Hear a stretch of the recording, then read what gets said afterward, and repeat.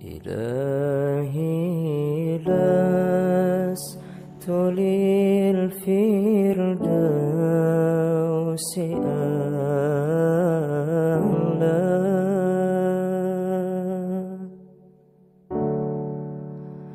ولا أقوى على نار الجحيم.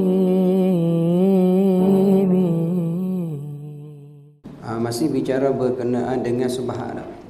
Betul Nak kau tak nak ni? Kalau tak nak langsung kan. Baik. Bismillahirrahmanirrahim. Hari itu kita sampai ke mana berkenaan dengan subhat?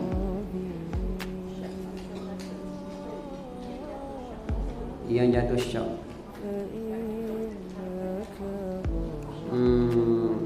Jadi ingat tak? Kita buat peringatan dulu. Berkaitan dengan subhat nyata betul. Berkaitan dengan yang haram nyata betul. Jadi apabila sebut kata subhat ni tak nyata, mungkin haram, mungkin halal. Jadi yang pecahan daripada subhat itu ada berapa dah? Ingat tak? 4 dah. Jadi dah faham belum? Belum. Satu apa dia? Yang jatuh syak. Yang pertama ialah yang jatuh syak. Jadi yang jatuh syak ni di dalam sebab yang mengerjakan haram ataupun menghalalkan akan dia. Betul. Itu dia. Itu yang pertama. Betul baik, yang pertama itu dia akan pecah 4. Tulis Jadi yang pertama yang katanya perceraian subhat itu dia bagi asal usulnya kepada 4. Ialah kena kepada apa dia? Yang jatuh syak di dalam sebab yang haram ataupun yang halal. Betul. Betul tu. Itu dia. Selepas tu yang satu tadi yang sebut tu, yang jatuh dalam syak tu dia bagi pula 4. Boleh bayang tak selo-selo? Dia macam ni, saya nak buat rangka dia ni. Subhat, ni subhat belum bagi lagi. Dia bagi 4. 4 ni yang pertama dia bagi pula 4. 4 ni dia akan bagi pula 4. Yang kita nak bahas hari ni, yang satu ni dia bagi 4. Nak satu daripada 4 yang satu. Boleh faham pun kena tulis tu, takut tak tulis lupa pula balik lagi.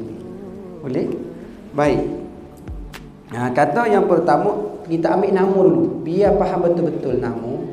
Yang pertama daripada 4 bahagian syak tu apa dia tadi cuba sebut yang minggu lepas.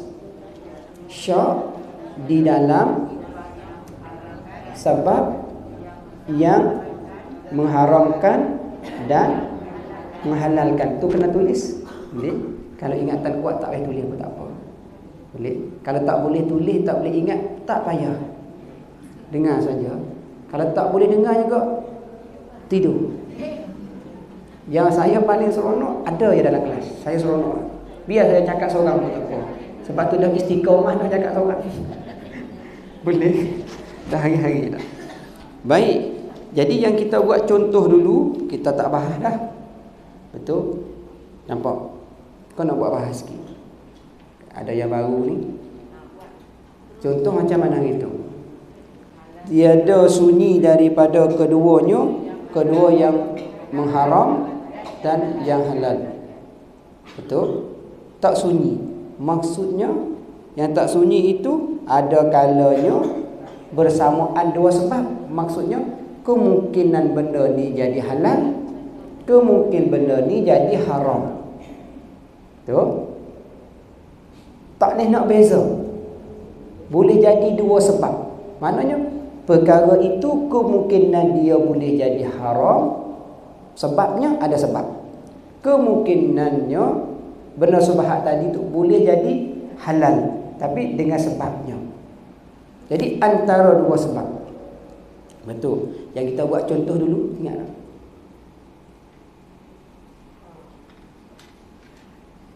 Belum start lagi. Apa dia solat? Apa dia? Jadi yang kita nak buat contoh ni, ibarat tadi syak di dalam sebab mungkin mengharamkan dan mungkin menghalalkan. Jadi boleh jadi dua-dua sebab. Betul? Benar sebab tadi sebab mana? Mungkin boleh jadi sebab sebelah haram, benar subhat tadi. Mungkin benar subhat tadi boleh jadi sebab sebelah halal. Jadi sekarang ni masalah subhat, dia bukan halal, dia bukan haram, tu subhat. Yang kita naknya yang halal, tak nak yang haram. Tetapi benar subhat ni dia boleh jadi dua sebab. Mana? Mungkin sebab sebelah haram, mungkin sebab sebelah halal. Boleh? Nampak tu? Ini perceraian yang pertama daripada 4 subhat. Maksudnya ada kala kebiasaan boleh jadi keduanya halal ataupun haram. Ni ghalib kebiasaan dulu. Lepas tu kita nanti bayang contoh tu macam mana. Hayati sama-sama, slow-slow. Sebab kalau tak bayang makna, tak boleh nak buat contoh. Baik. Yakni dia kata macam mana? Ada kalanya ghalib sebab yang mengharamkan daripada yang menghalalkan. Maksudnya ghalibnya ada kalanya yang subhat tadi jadi sebab yang haram, bukan yang halal. Kalau jadi sebab yang halal, bukan yang haram. Boleh? Nampak? Contoh contoh. Dia kata apa dia? Ataupun ibarat kata dua-dua sebab. Boleh? Tadi kalaulah subhat tadi dia kata halal, tetap halal sebab ada sebabnya. Kalaulah katanya yang subhat tadi ada sebab sebelah haram, maka hukum dia subhat tadi jadi haram. Ada kalanya tak boleh nak beza. Orang panggil apa tu? Subhat. Boleh bayang je.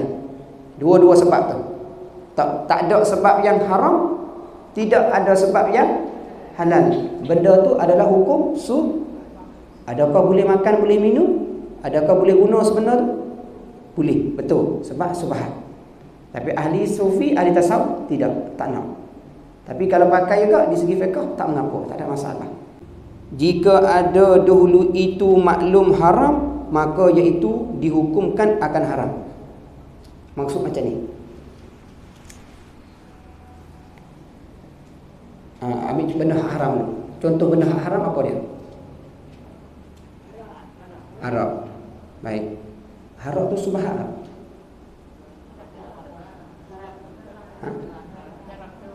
Apa dia? Terang-terang dah haram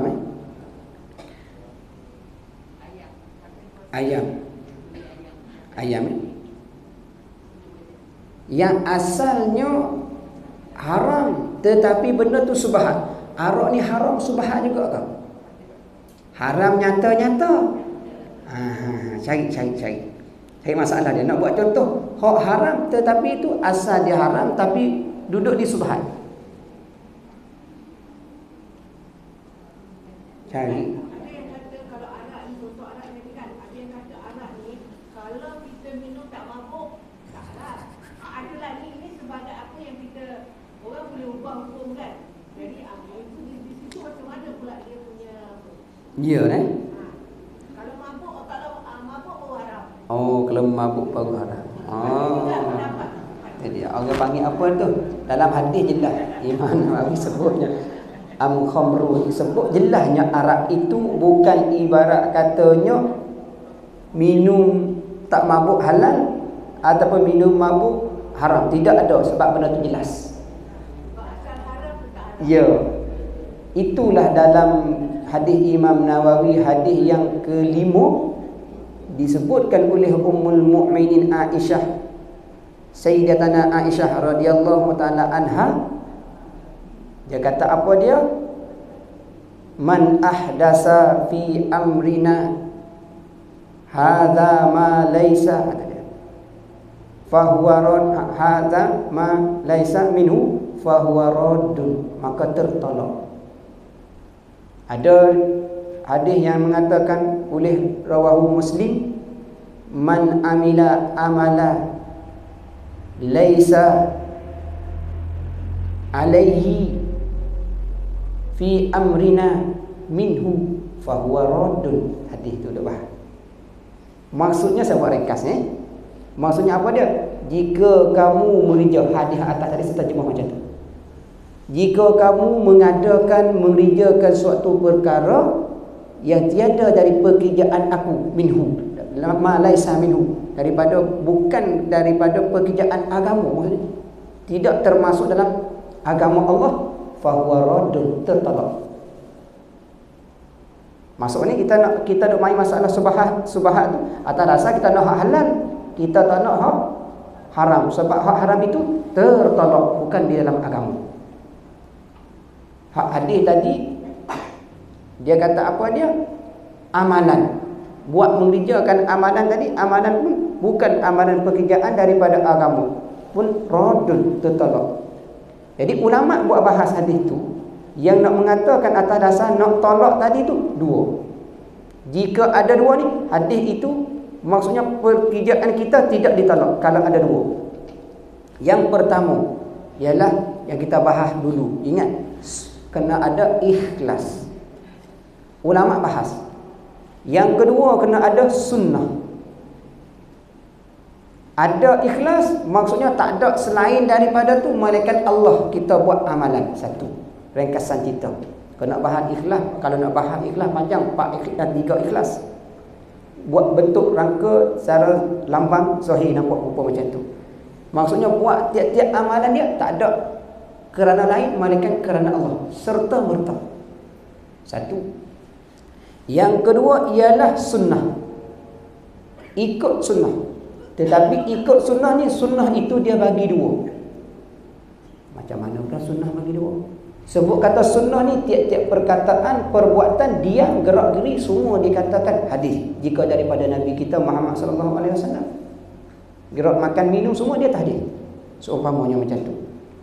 Jadi buat kesimpulan katanya sunnah itu terbahagi kepada dua, ialah sunnah apa dia? Sunnah ta'abbudiyah. Satu. Yang kedua sunnah muamalatun, sunnah muamalat. Dua ada sunnah. Boleh beza? Sunnah dua-dua ni ada sunnah boleh ubah, ada sunnah tidak boleh ubah. Apa beza? Pelik-pelik, sunnah boleh ubah, sunnah tak boleh ubah. Atau kita mustahak kepada ulasan daripada ulama itu kita itu kalau kita main hadis saja nyanyi. Jadi ulama bahas mananya sebut kata sunnah ta'abbudiyun. Ta'abbudiyah. Ta'abbudiyah ni panggil salah satunya sunnah. Sunnah ta'abbudiyah. Satu.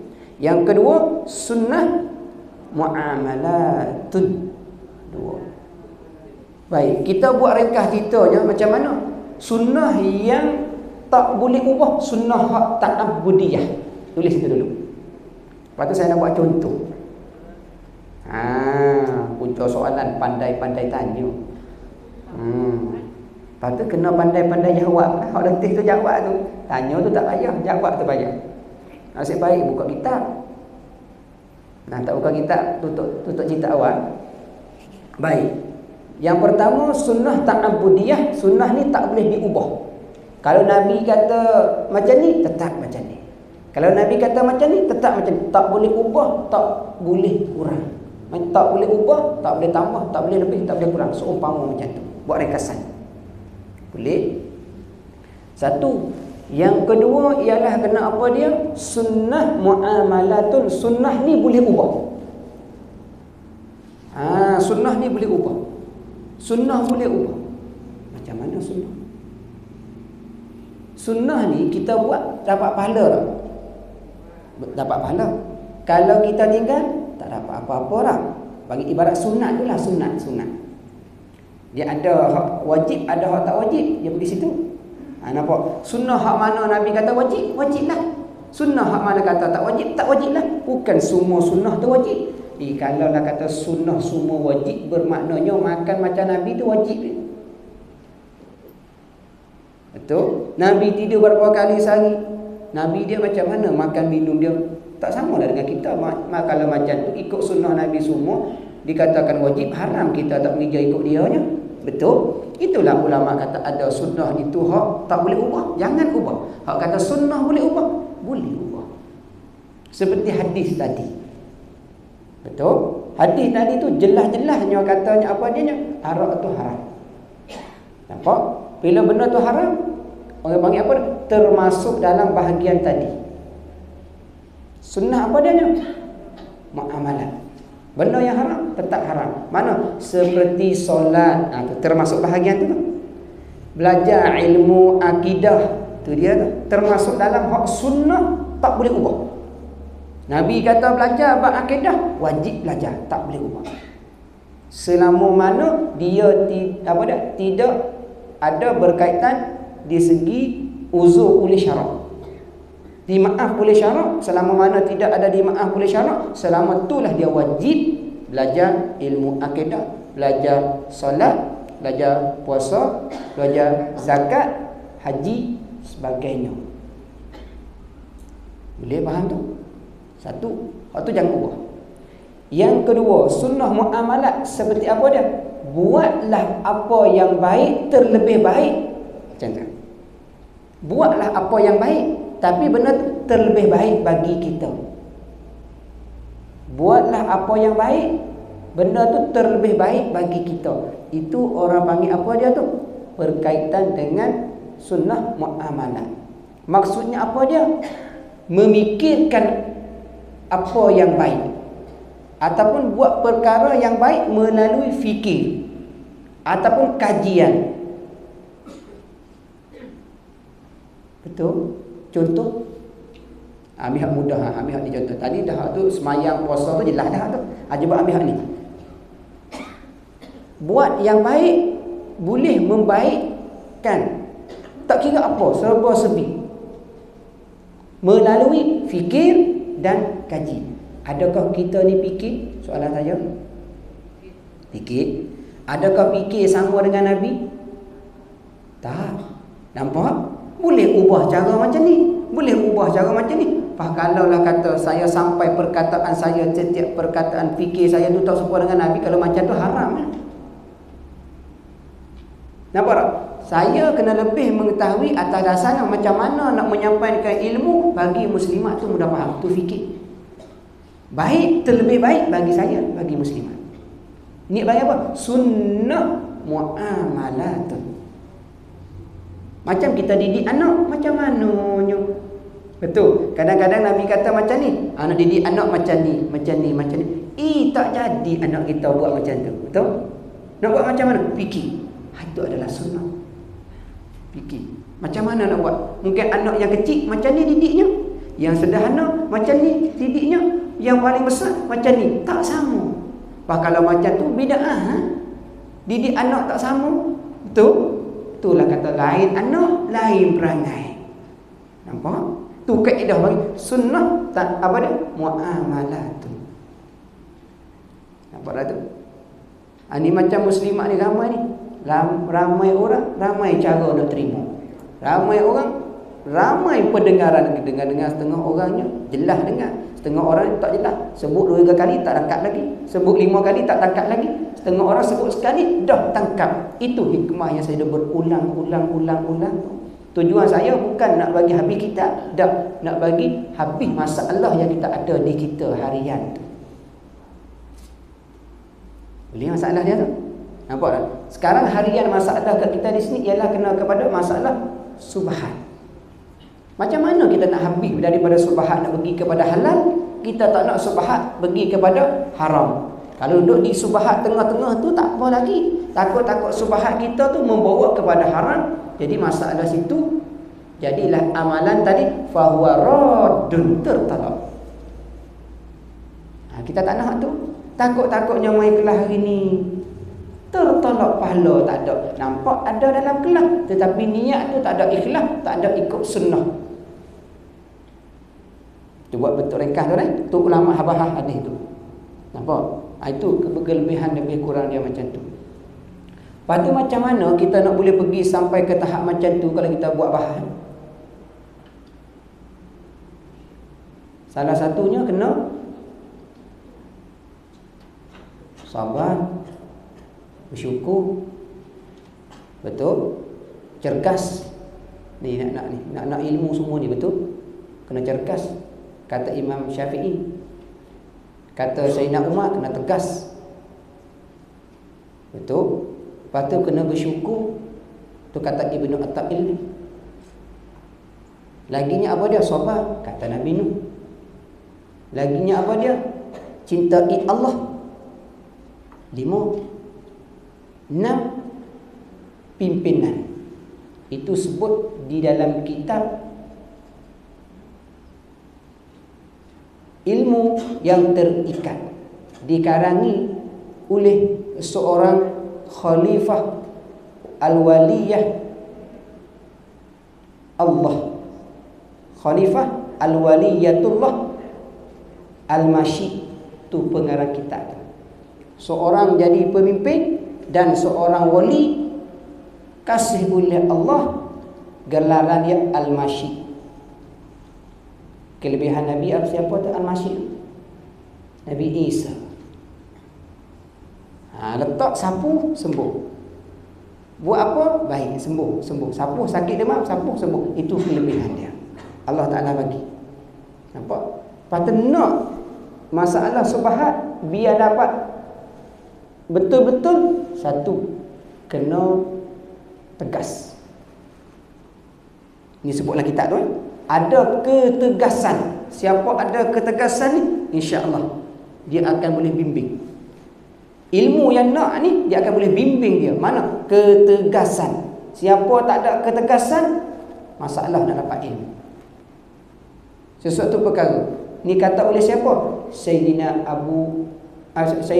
Umar Ibnu Khattab. Orang pernah tanya dia, macam mana Sayyidina Umar sampai ke setiap langkah tapak kaki yang kamu jalan ni, sampai ke syaitan tak balik pijak bekas tapak kaki? Sayyidina Umar jawab macam mana? Ketegasan. Pak kita ni minggu ni datang, minggu depan sakit kepala. Saya dah tu sebutnya. Nampak tak? Kita tak ada sifat ketegasan. Tegah-tegah. Nak mari, tiba kena uji dah. Lembek tu. Nak tegas tu biar ada.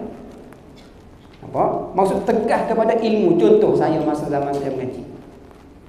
Saya mengaji apabila putus satu hari sahaja dengan sebab-sebab tertentu tak boleh nak elak, saya akan hadir pondok tu melalui orang yang pandai.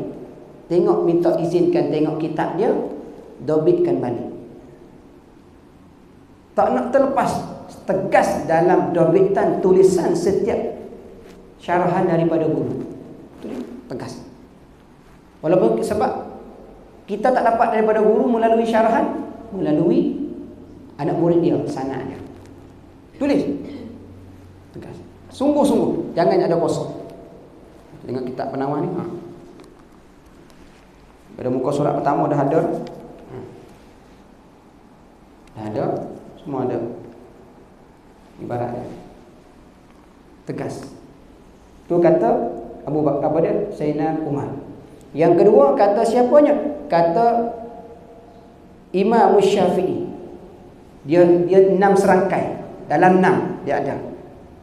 Maknanya ialah cergas.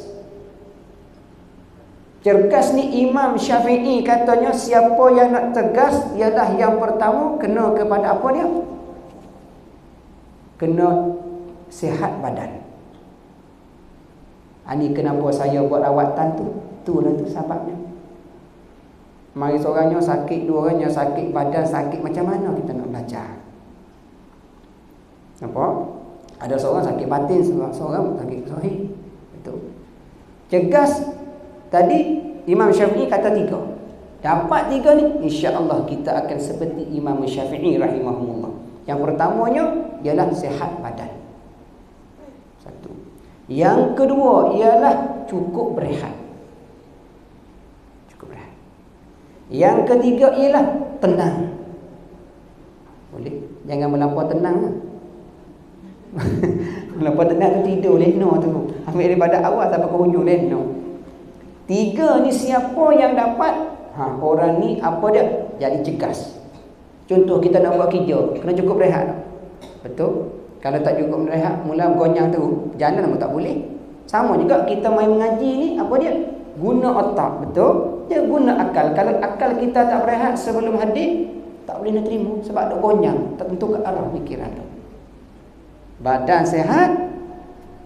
Lepas tu, kalau badan tak sihat macam mana nak tulis? Betul? Telinga, badan tak sihat, telinga tak boleh nak dengar. Macam mana nak tembus masuk dalam? Sebab ni alat untuk nak tembus masuk dalam. Letak ke hati, naik ke fikiran. Barulah gerak sendiri gerinya. 2. Yang ketiga ialah tenang tadi tak? Sihat badan, cukup rehat, tenang. Betul? Yang ketiga ialah kena kepada bersyukur. Syukur ni apa dia? Terima kasih. Kata seorang ulama pengarang kitab Ibnu Athaillah.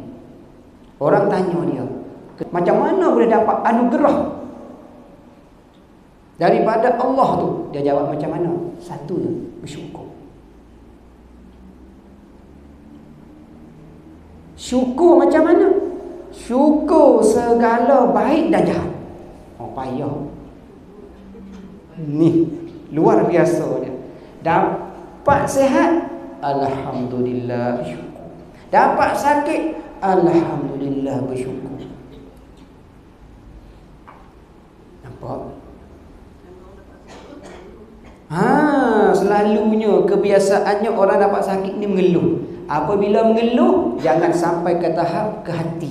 Bila sampai ke hati, jadi tutup, jadi putus asa, putus rahmat daripada Allah. Maksudnya putus harapan daripada Allah. Orang ini adalah termasuk dalam golongan dosa besar. Putus asa saja tu. Ini yang kita janji yang itu nak bahas di surah At-Taqwa minggu akan datang. Betul? Berkenaan dengan taubat. Dahulu taubat 3. Dan syarat taubat 3. Dahulu syarat taubat 3. Dan nak menerimakan amalan itu 4. Maksud nak dimaaf oleh Allah Ta'ala tu ada 4. Saya akan faham kat sana. Dia ambil bab ni dulu. Panjang cerita dia tu. Boleh kalau masuk itu tak habis pula 6 pula tu, masuk dia pula jadi. Tapi baik masalah. Tadi tu tak kena mengena dah. Sekarang sekarang. Kalau dia sekarang putus asa dengan sakit kesihatan, dia bunuh diri, adakah 2-3 dosa dia akan terlibat? 2-3 dosa? Maksudnya saya dah kata kalau putus asa, dia bunuh diri. Baik. Sekarang dia dasarkan dengan dia punya yang dibagi itu, Allah bagi pada dia, dia bunuh diri juga. Hukum dia tu. Jadi dosa itu adakah pertama tak maksud saya jadi dosa besar, adakah termasuk juga dalam dosa besar tu? Baik. Dia macam itulah kita ni sebenarnya kalau ikutnya cara kita nak halang daripada itulah senang cerita macam ni Sami Dia kata timpa maksudnya kena penyakit lah. Kena penyakit, timpa bala saja, sakit, tiba tak tahan tu, betul? Tiba-tiba bunuh diri. Betul? Bila bunuh diri tu ke, katanya Nabi Muhammad SAW, orang ni tak bahu syurga. Sebab apa? Apabila dia butuh diri, itu ibarat katanya butuh rahmat. Butuh rahmat ialah atas dasar butuh asa. Putus asa itu dia tak ada harapan kepada siapa. Dengan manusia dia pun tak ada harapan. Dengan Allah dia tolak harapan. Itu putus asa. Bila tak ada harapan Allah, ibaratnya syurga pun Tuhan tak bagi. Sebab dia tak ada harapan dengan siapa dan Allah. Buat kaedah dia. Itulah walaupun tak ada harapan dengan manusia, ada harapan dengan Allah. Itulah pergi kepada sahabat. Itu dalam kitab tadi sebut 6 tu apa dia? Firdausi